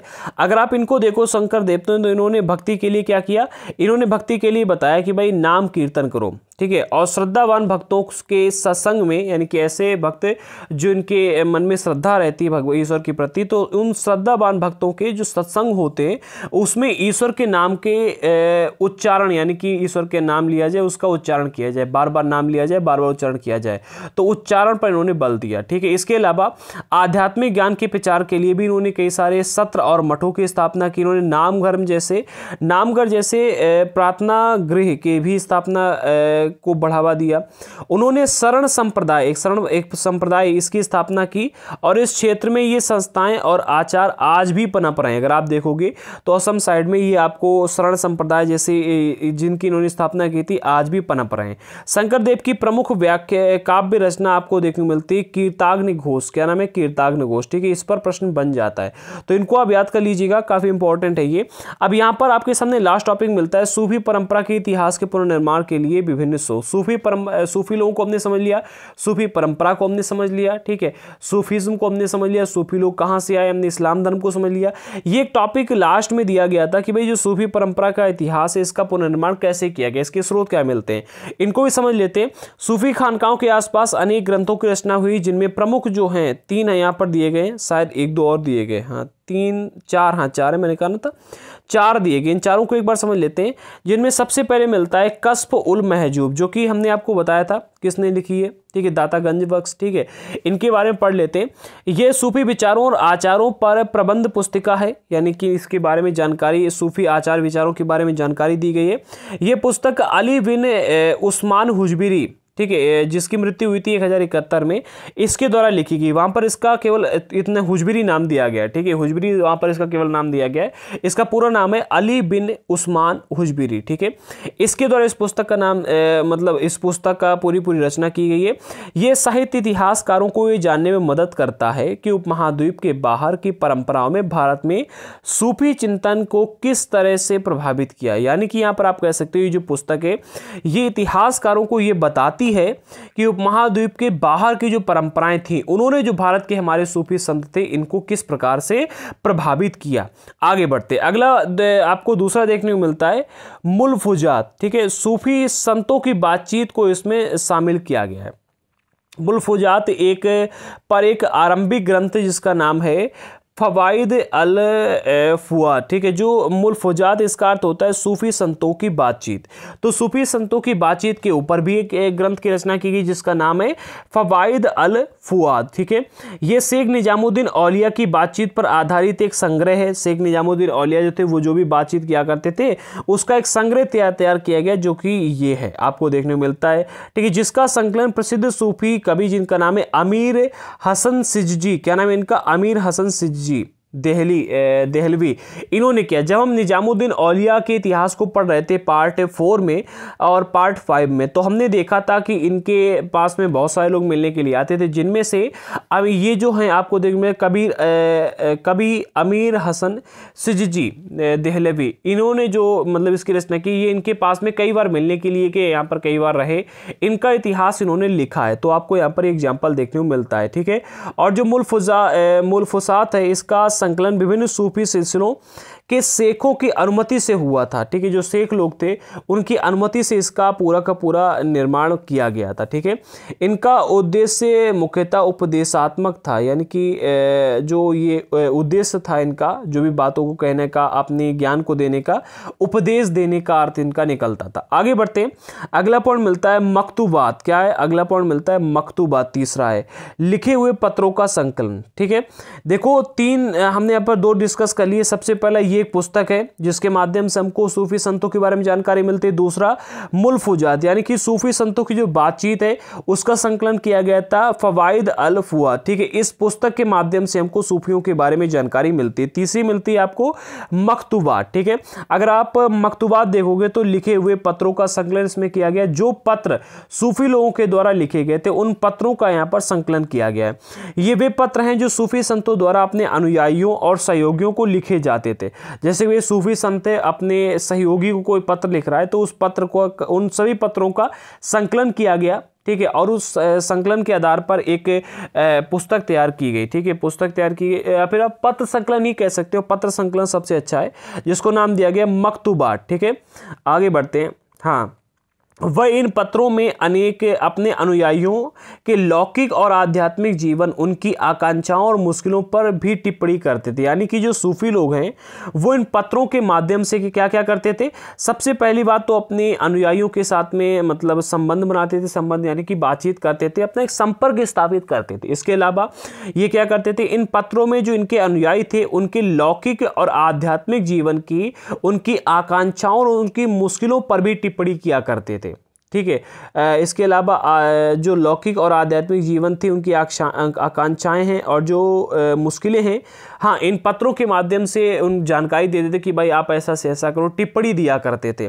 विद्वान बहुधा, यानी कि बहुधा 17वीं शताब्दी के नक्सलबंदी सिलसिले के शेख अहमद सरहिंदी के लिखे मकतूबात इमाम रब्बानी पर चर्चा करते हैं। ठीक है, विद्वान जो हैं 17वीं शताब्दी में नक्सलबंदी सिलसिले में, जो नक्सलबंदी सिलसिला है, बहुधा का अर्थ होता है, यहाँ पर जो बहुधा शब्द का इस्तेमाल किया गया इसका अर्थ होता है अक्सर। ठीक है, तो जो विद्वान लोग हैं अक्सर 17वीं शताब्दी के नक्सलबंदी सिलसिले, एक प्रकार का सिलसिला था नक्सलबंदी। इसका अर्थ यहाँ पर आतंकवादी मत समझ लेना, इसका अर्थ है मतलब एक प्रकार का सिलसिला। ठीक है, तो इस सिलसिले के जो शेख अहमद सरहिंदी, इनके द्वारा लिखे गए मकतूबात इमाम रब्बानी, इसके ऊपर चर्चा कभी कभी विद्वान जो हैं वो लोग करने लगते हैं, मतलब करते हैं, जिसके माध्यम से इनके बारे में जानकारी मिलती है।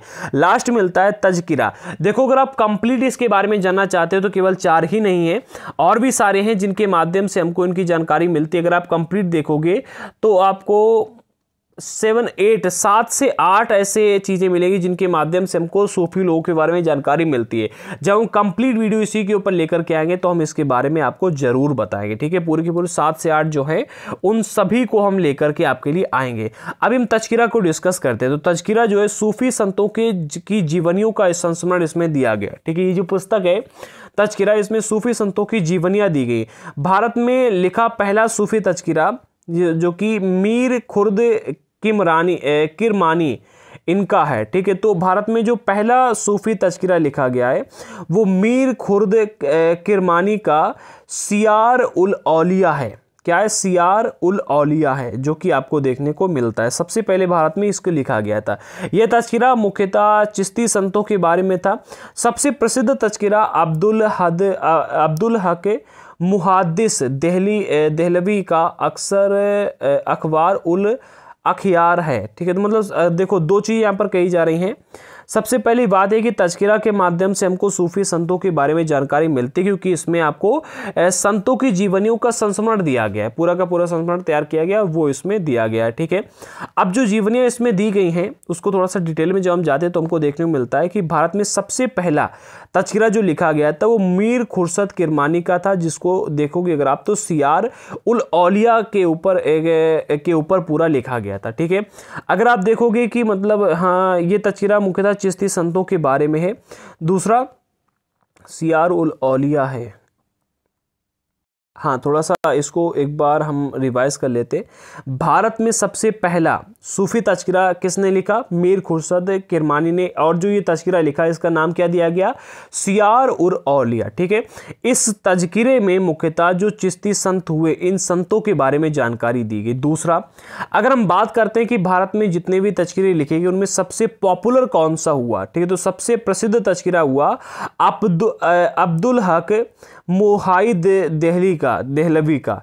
इस तज़किरे का नाम था अखबार उल अखियार। ठीक है, ये सबसे अधिक पॉपुलर हो। तज़किरा के लेखकों का मुख्य उद्देश्य अपने सिलसिलों की प्रधानता स्थापित करना, साथ ही अपनी आध्यात्मिक वंशावली की महिमा का वखान करना होता था। यानी कि आप यहाँ पर ये कह सकते हो जो तज़किरा लिखे जाते थे इसका अगर आप उद्देश्य देखोगे तो उसका उद्देश्य ये होता था कि सबसे पहले तो अपनी वंशावली का वखान करना कि भाई हमारी वंशावली इतनी ऐसी है, ये है, वो है, वंशावली की महिमा का वखान करना। दूसरा, ये अपनी क्या करते थे? मुख्यतः अपने सिलसिले की प्रधानता को स्थापित करते थे कि भाई हमारा जो सिलसिला चल रहा है वो कितना अच्छा है, उसकी प्रधानता को स्थापित करने के लिए भी इन तज़किरों को लिखवाया जाता था। अब यहाँ तक आपका चैप्टर तो कंप्लीट हो गया। अब हम बात करते हैं कि भारतीय उपमहाद्वीप के कुछ मुख्य धार्मिक शिक्षक जो हुए उनके टाइम पीरियड के बारे में, जैसे कि तमिलनाडु में अपार समंदर और सुंदर मूर्ति, यहाँ पर सुंदर मूर्ति ही है या फिर सुंदर, हाँ बिल्कुल यहाँ पर सही दिया गया है। 500 से 800, लगभग 500 से 800 ईसा पूर्व तमिलनाडु में 3 संत हुए थे जिनके धार्मिक शिक्षक थे, जिनमें आपको पहले मिलते हैं अपार, दूसरे मिलते हैं समंदर और तीसरे मिलते हैं सुंदर मूर्ति। ठीक है, 3 लोग हुए कब? ईसा मसीह के जन्म के से 500 से 800 साल पहले, 500 से 800 ईसा पूर्व। ठीक है, कहाँ पर? तमिलनाडु में ये मुख्य धार्मिक शिक्षक उस टाइम पर थे। 800 से 900 ईसा पूर्व तमिलनाडु में आपको नम्मलवार, मड़िक्को चक्कार, अंडाल और तोंदर डिपोड़ी। ठीक है, ये आपको देखने को मिलते हैं 4। ठीक है, 4 प्रमुख शिक्षक देखने को मिलते हैं। देखो ये तो प्रश्न आने की इस बार संभावना आप कह सकते हो कि केवल 5% है। ठीक है, एग्जाम में। लेकिन अब प्रश्न ये ऐसे आ सकता है कि भाई भारतीय उपमहाद्वीप में प्रमुख शिक्षकों के नाम बताइए। ठीक है, ऐसे या फिर ऐसे प्रश्न आ सकता है कि लगभग 800 से 900 ईस्वी में तमिलनाडु में प्रमुख शिक्षक कौन थे? ठीक है, तो आपको 4 ऑप्शन दे देगा। ऐसे भी प्रश्न यहाँ पर आ सकता है। लगभग 1000 से 1100 ईस्वी, यहाँ पर देखो ये ईस्वी कहा जा रहा है। ठीक है, ये ईसा पूर्व है और ये ईस्वी। ईसा पूर्व का अर्थ है कि ईसा मसीह के जन्म से पहले, और ईस्वी यानी कि ईसा मसीह के जन्म के बाद। आज कितनी चल रही? आज 2022 ईस्वी चल रही है। कितनी? 2023 ईस्वी चल रही है। ठीक है, अगर आप ईसा पूर्व की बात करते हो तो ईसा पूर्व अलग चीज होती है, ईस्वी। हाँ, तो यहाँ पर 800 से 900 ईस्वी में ये आपको देखने को मिलते हैं। 1000 से 1100 ईस्वी में पंजाब में अल हुजबिरी, दातागंज बख्श और तमिलनाडु में रामानुजाचार्य देखने को मिलते हैं जो कि प्रमुख शिक्षक रहे थे। 1100 से 1200 ईस्वी में कर्नाटक में बसवन्ना देखने को मिलते हैं, ये भी काफी पॉपुलर हुए। इनके बारे में हमने चैप्टर में डिस्कस किया है। 1200 से 1300 ईस्वी में महाराष्ट्र में आपको ज्ञानदेव मुक्ताबाई, राजस्थान में ख्वाजा मोइनुद्दीन चिश्ती, पंजाब में बहादुद्दीन जकारी और फरीदुद्दीन गंज ए सकर, दिल्ली में कुतुबउद्दीन बख्तियार काकी, ये देखने को मिलते हैं। अगर आप इस टाइम तक आते आते देखोगे तो यहाँ पर इस्लाम धर्म से जुड़े हुए कई सारे सूफी संत आपको देखने को मिलने लगे। अब लगभग 1300 से 1400 ईस्वी में अगर आप देखो तो कश्मीर में लाल देद, ठीक है, सिंध में लाल साहबाज कलंदर, दिल्ली में निजामुद्दीन औलिया, उत्तर प्रदेश में रामानंद, महाराष्ट्र में चोकमेला और बिहार में सराफुद्दीन याहया मनेरी। अब अगर यहाँ पर आप देखोगे तो 1200 से स्टार्ट हो जाता है इस्लाम धर्म के जो प्रमुख शिक्षक थे उनका आगमन, जिसमें आप देखोगे 1200 से 1300 के बीच में कितने? 1, ठीक है, 2, 3, तो 3 शिक्षक देखने को मिलते हैं। 4 में से 3 शिक्षक कौन? इस्लाम धर्म के। 1300 से 1400 शताब्दी में अगर आप देखोगे तो 1 हो गया ये, दूसरे हो गए ये, तीसरे हो गए ये, 3 और 4। ठीक है, 4 देखो कितने? 5, 6 में से 4 शिक्षक यहाँ पर भी आपको इस्लाम धर्म से जुड़े हुए देखने को मिलते हैं। अब 1400 से 1500 ईस्वी में जब हम आते हैं तो यहाँ पर देखते हैं कि उत्तर प्रदेश में आपको कबीर, रैदास, सूरदास, पंजाब में गुरु नानक, इसके अलावा गुजरात में वल्लभाचार्य, ग्वालियर में अब्दुल्ला सत्तारी, गुजरात में मोहम्मद शाह आलम, गुलमबर्ग में मीर सैयद मोहम्मद गेसू सदाज, असम में शंकरदेव और महाराष्ट्र में तुकाराम, इतने संत आपको देखने को मिलते हैं। इन सभी के बारे में हमने जानकारियां प्राप्त की पूरे चैप्टर में। ये लास्ट में आप याद कर लीजिएगा, ये काफ़ी इंपॉर्टेंट रहते हैं जो नाम यहाँ पर दिए गए हैं। जैसे कि प्रश्न आ सकता है कि 1400 से 1500 ईस्वी में के प्रमुख संतों के बारे में बताइए, प्रमुख संतों के नाम लिखिए, 5 प्रमुख संतों को बताइएगा। तो इसमें से आप रख सकते हैं कबीरदास, रैदास, सूरदास, और इसके बाद बाबा गुरु नानक, और एक आप रख दीजिएगा शंकरदेव या फिर तुकाराम या फिर मोहम्मद, यहाँ पर गुलमबर्ग में पीर सैयद मोहम्मद गेसू दराज। ठीक है, तो आप ऐसे दे सकते हो, ये काफ़ी इंपॉर्टेंट रहता है। 1500 से 1600 ईस्वी में जब हम आते तो हम देखते हैं कि बंगाल में चैतन्य प्रभु, और राजस्थान में मीराबाई, उत्तर प्रदेश में शेख अब्दुल कुद्दस गंगोही, इसके अलावा मलिक मोहम्मद जैसी और तुलसीदास, ये देखने को मिलते हैं कब? 1500 से 1600 ईस्वी में। 1600 से 1700 ईस्वी में हरियाणा में शेख अहमद सरहिंदी, और पंजाब में मियाँ मीर, ये आपको 2 इंपॉर्टेंट प्रमुख शिक्षक देखने को मिलते हैं। ठीक है, अब ये जो यहाँ पर कालावधि दी गई है, ठीक है, ये जो मतलब टाइम पीरियड जो यहाँ पर दिया गया है, इन शिक्षकों की अनुमानित काल को इंगित करता है, यानी कि बिल्कुल एग्जैक्ट टाइम पीरियड नहीं दिया गया है, अनुमान के आधार पर टाइम पीरियड दिया गया है, जो कि बुक में भी ऐसा ही दिया गया था। अब इसके साथ में हमारा ये चैप्टर कंप्लीट होता है। कमेंट बॉक्स में बताओ कि क्या पूरे चैप्टर का मैराथन सीरीज लाई जाए। अगर आप हाँ करोगे तो हम पूरे चैप्टर में जो 6 पार्ट है, इन 6 पार्टों को एक ही में कंबाइंड कर देंगे, मतलब एक इसका पूरा कंप्लीट वीडियो बनाएंगे और वो आपके लिए लेकर के आएंगे। अगर आपको नहीं पता तो हम आपको बता दें, हमारे चैनल पर क्लास 6 से लेकर के 12 तक की एनसीईआरटी का एडवांस कोर्स चल रहा है, जिसमें history, geography, polity, economy and science, इन सभी को कंप्लीट कवर करने वाले। तो जिन लोगों ने अभी तक हमारे चैनल को सब्सक्राइब नहीं किया, अगर आपने भी नहीं किया तो कर लीजिएगा, और नोटिफिकेशन वाले आइकन को ऑन कर देना, ताकि हमारे द्वारा डाले गए हर वीडियो की नोटिफिकेशन आपको मिलता रहे। और जिन लोगों को एनसीईआरटी के नोट्स लेने हैं, हमारा ये व्हाट्सएप नंबर यहाँ पर दिया गया, इस नंबर पर मैसेज करके आप हमसे एनसीईआरटी के नोट्स बिल्कुल प्राप्त कर सकते हो। बट नोट्स के लिए आपको पेमेंट करना होगा, याद रखना। ठीक है, थोड़ा सा पेमेंट हम आपके लिए लेते हैं, आपसे लेते हैं। ठीक है, तो पेमेंट आपको करना चाहिए, क्योंकि भाई देखिए, अच्छा काम जब हम करते हैं तो उसमें मेहनत लगती है, टाइम भी लगता है, और सपोर्ट भी चाहिए। तो आप लोगों का अगर सपोर्ट नहीं मिलेगा तो हम आगे नहीं बढ़ पाएंगे। सपोर्ट इसी प्रकार से आप कर सकते हो। ठीक है, नोट्स वगैरह ले लीजिएगा तो हमारा थोड़ा सपोर्ट आपका हमें थोड़ा सा सपोर्ट मिलता रहेगा। ठीक है, अगला चैप्टर आपका मिलता है चैप्टर नंबर 7, एक साम्राज्य की राजधानी विजयनगर। ठीक है, ये 14वीं शताब्दी से 16वीं शताब्दी के ऊपर आधारित है, ये हम डिस्कस करेंगे कल। ठीक है, 7वां चैप्टर है, इस चैप्टर को हम 2 या फिर 3 पार्टों में कंप्लीट कवर कर देंगे, याद रखना। तो मिलते हैं अगले वीडियो के साथ में, तब तक के लिए जय हिंद साथियों।